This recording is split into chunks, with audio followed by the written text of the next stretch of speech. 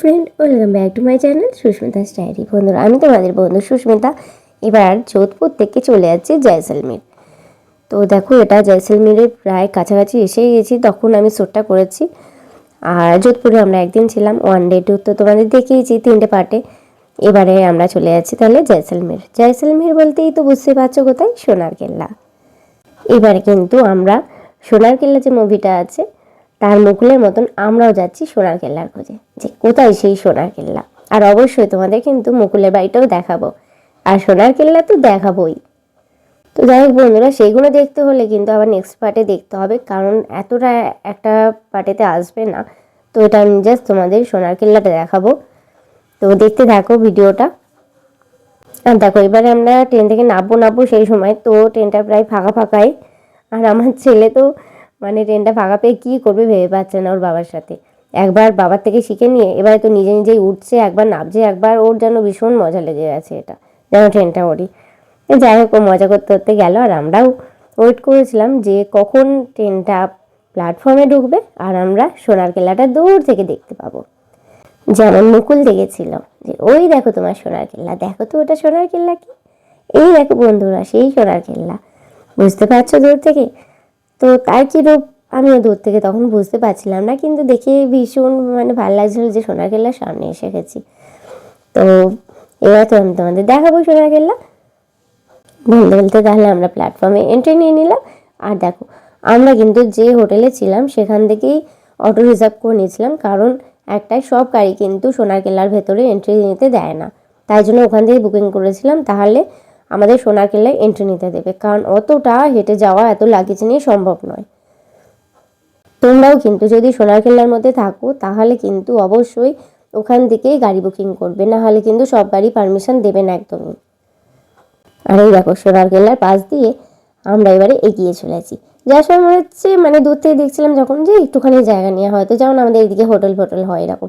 আর ওখানে গিয়ে দেখি এ বাবা, এই তো শুরু হলো, শেষ আর হচ্ছে না, কত দূর মানে পুরো গোল রাউন্ড করে আমাদের ঘুরিয়ে তারপরে এন্ট্রিটা নিয়ে আসছে। মানে এতটা বড় আমার আইডিয়া ছিল না। তো যত এগোচ্ছি তত মানে এক্সাইটমেন্ট বাড়ছে, মানে কি দেখবো ভেতরে, কেমন সোনার কেল্লা, অনেক কিছু কোশ্চেন আসছিল মনে। তো যাই হোক, আমি তখন অটোর মধ্যে ছিলাম, আর অটো করে যেতে যেতে দেখো ভিডিওটা নিয়েছি। তো বন্ধুরা, তোমাদের কেমন লাগছে ভিডিওটা জানাতে ভুলো না কিন্তু। আরও চমক আছে, আরও অনেক কিছু দেখাবো।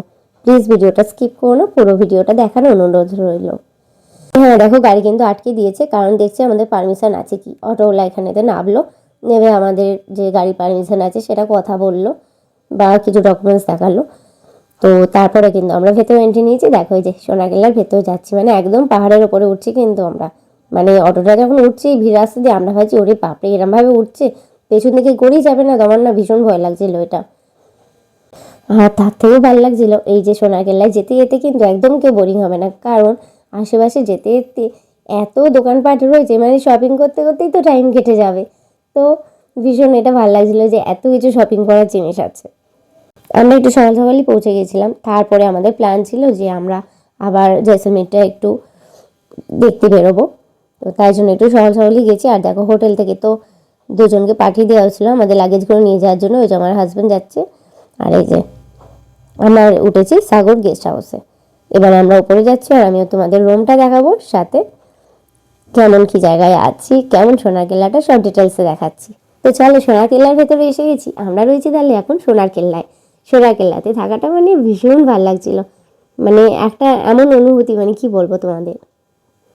দেখো, যেখান থেকে হেঁটে যাচ্ছি এগুলো যে প্রত্যেকটা পাথর কেটে কেটে বানানো, এগুলো দেখেই ভীষণ ভালো লাগছিলো। তারপরে তো রুমটা গিয়ে অবাক হয়ে গেলাম। তাহলে দেখো রুমটা এবারে কত সুন্দরভাবে সাজানো রয়েছে। আর হ্যাঁ, যত সুন্দর সাজানো ছিল তার মধ্যে আরও লাগেজ প্যাকেজ এনে একটু ভর্তি করে ফেলেছি, যার জন্য হয়তো অতটা বুঝতে পারছো না। আর এই হলো আমাদের রুম থেকে ভিউটা। দেখো, এরকম যদি একটা উইন্ডো সাইড পাওয়া যায় কি ভালোই না লাগে বলো। এখানে তো বসে বেশ কিছুক্ষণ টাইম কাটছিল, ফটোশ্যুট ভিডিও শ্যুট প্রচুর করেছি এখানে বসে, ভীষণ ভালো লাগছিলো জায়গাটা। আর এই হোটেলের মানে সব কিছু ব্যবস্থা এত ভালো বলার মতো না। এই দেখো, এখানে কিন্তু সাথে বাথরুমও রয়েছে। আর যেহেতু এত উপরে, তো ভাবছিলাম যে জলের ব্যবস্থা কেমন কি হবে, কিন্তু জল নিয়ে কোনো সমস্যা হয়নি আমাদের। আর এই দেখো, এখানে কিন্তু গরম জল ঠান্ডা জল দুটোরই ব্যবস্থাও আছে, যেটা ভেবেছিলাম যে পাবো না, হয়তো ওরা বললেই বা কীভাবে দেবে ভাবছিলাম। তো যাই হোক সব কিছুই পেয়েছি, কোনো অসুবিধা হয়নি। এরপরেই আমরা চলে গেছিলাম সোনার কেল্লার ছাদে।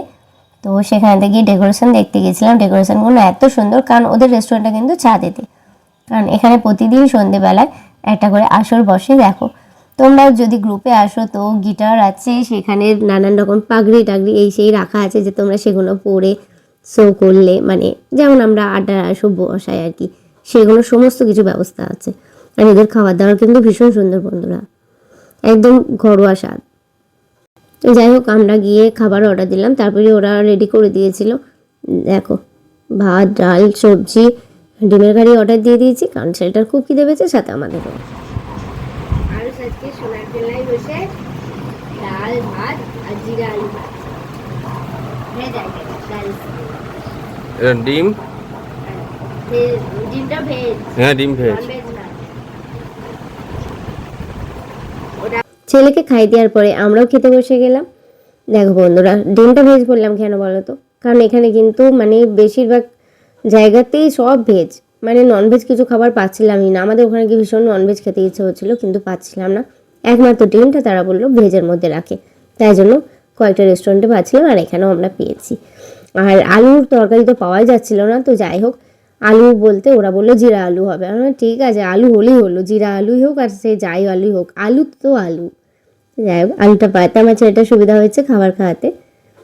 আর এই ভিডিওটা করার মানে হচ্ছে দেখো কতটা উঁচু সিঁড়িগুলো, মানে সিঁড়িটা দিয়ে নামতে খুব কষ্ট হচ্ছিলো, এত বিশাল বিশাল সিঁড়ি। তো দেখো এরা তো মনে হচ্ছে একদম আগে চলে গেছে, আমি ভিডিও করছিলাম বলে দেরি হয়েছে যেতে আমার। তারপর হঠাৎ করে চোখে পড়লো এটা কিন্তু অরিজিনালি ওই পাথর কেটেই বানিয়েছে ওরা। দেখো কত সুন্দর, পাশেও রয়েছে আমাদের একটা রুম। তো চলো আমাদের রুমেতে যাই, একটু ভিডিও শ্যুট করি, তারপর তো রেডি হয়ে বেরিয়ে যাব আবার সোনার কেল্লা দেখতে। এই দেখো এসে দেখি এরা এখানে রেডি। তো যাই হোক আমিও চটপট রেডি হয়ে নিলাম, আর এখানে একটু বসে ফটোশ্যুট করে নিলাম, কারণ এখানটা ভীষণ ভালো লাগছিলো। তো আমি বললাম যে দাঁড়াও এখানে বসে একটু তো দেখি জায়গাটা কেমন লাগছে কি। তাহলে বন্ধুরা আজকে তাহলে তোমাদের দেখাবো আমি জয়সলমের ট্যুর। তো তার জন্য আসতে হবে অবশ্যই পরবর্তী ব্লগে। আমি পরবর্তী ব্লগে পুরো জয়সলমের ট্যুর সাথে মুকুলের বাড়ি সেটাও কিন্তু দেখাবো। তো যা যা সোনার কেল্লা দেখেছো তাদের তো নিশ্চয়ই ভালো লাগবে এগুলো দেখতে, তাই না? আমিও সোনার কেল্লা মুভিটা দেখেছি আগেও, আবার মানে এখানে যাওয়ার আগে দেখে গেছি, তো ভীষণ ভালো লাগছিল। দেখো এবার কিন্তু আমরা হেঁটে নামছি, আর চারিদিকে এগুলো এত মানে নানান ধরনের পোশাক বলো, হাতে কাজ করা নানান রকমের, মানে ওগুলো কী বলবো বেডশিট টাইপের, ভীষণ ভালো লাগছিল। আর এখানে দেখো আমরা যে অক্সিডাইজের গয়না পরি সেগুলো কিন্তু এখানে অঢেল বিক্রি হচ্ছে, আর ঠিকঠাকভাবে যদি কিনতে পারো তো অনেকটা সস্তায় পাবে। এখানেতে তোমরা ইচ্ছা হলে কিন্তু ফটোশ্যুটও করতে পারো এখানে রাজস্থানি ড্রেস পরে। যাই হোক আমরা কিন্তু পরের দিন বেরোবো স্যামসাং টিউবস, তো সেটা যাব বাইকে, আর 300 কিলোমিটার রাস্তা। তো তার জন্য আমরা আবার বেরিয়ে পড়লাম বাইকটা বুকিং করার জন্য, আর সাথে তো জয়সলমের ঘুরবোই। আর এইগুলো যে উঠছে এগুলো কী বলো তো, পাখি মনে হচ্ছে তাই না? না বন্ধুরা পাখি না, পরে জানতে পারলাম নাকি এগুলো বাদুড়।